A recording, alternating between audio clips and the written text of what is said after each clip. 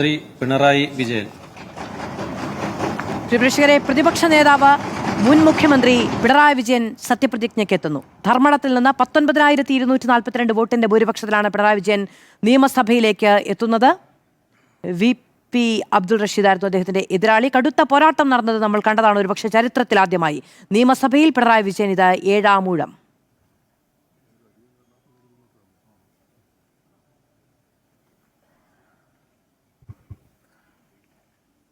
പിണറായി വിജയൻ എന്ന ഞാൻ നിയമസഭയിലെ ഒരു അംഗമായി തെരഞ്ഞെടുക്കപ്പെട്ടിരിക്കുന്നതിനാൽ നിയമവഴി സ്ഥാപിതമായ ഭാരതത്തിന്റെ ഭരണഘടനയോട് ഞാൻ നിർവ്യാജമായ വിശ്വസ്തതയും കൂറും പുലർത്തുമെന്നും ഞാൻ ഭാരതത്തിന്റെ പരമാധികാരവും അഖണ്ഡതയും നിലനിർത്തുമെന്നും ഞാൻ ഏറ്റെടുക്കുവാൻ പോകുന്ന കർത്തവ്യം ഞാൻ വിശ്വസ്തയോടുകൂടി നിർവഹിക്കുമെന്നും സഗൗരവം പ്രതിജ്ഞ ചെയ്യുന്നു.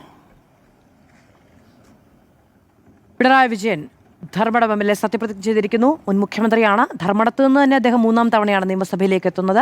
ഭൂരിപക്ഷത്തിൽ വലിയ കുറവുണ്ടായി. CPMന്റെ പോളിറ്റ് ബ്യൂറോ അംഗമാണ്. നിയുക്ത പ്രതിപക്ഷ നേതാവാണ് പിണറായി വിജയൻ. അദ്ദേഹം സത്യപ്രതിജ്ഞ ചെയ്തിരിക്കുന്നു. സഭാരേഖകളിൽ ഒപ്പുവെച്ചു.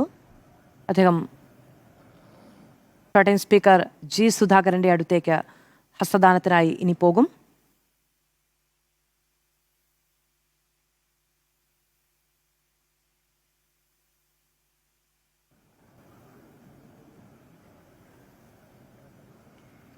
സംസ്ഥാനത്ത് കടുത്ത ഇടത് വിരുദ്ധ തരംഗത്തിൽ 35ലേക്ക് LDFന്റെ സീറ്റുകൾ ഒതുങ്ങിപ്പോയപ്പോൾ അതിലേറ്റവും കൂടുതൽ വിമർശനം നേരിടുന്നത് മുൻ മുഖ്യമന്ത്രി കൂടിയായ പിണറായി വിജയനാണ്. അദ്ദേഹം പ്രതിപക്ഷ നേതാവിന്റെ ചുമതല ഏറ്റെടുക്കണമെന്നുള്ളതാണ് പാർട്ടി തീരുമാനം. സത്യപ്രതിജ്ഞ ചെയ്ത് അദ്ദേഹം സ്പീക്കറുടെ കസേരയ്ക്ക് അരികിലേക്ക് എത്തിയിരിക്കുന്നു.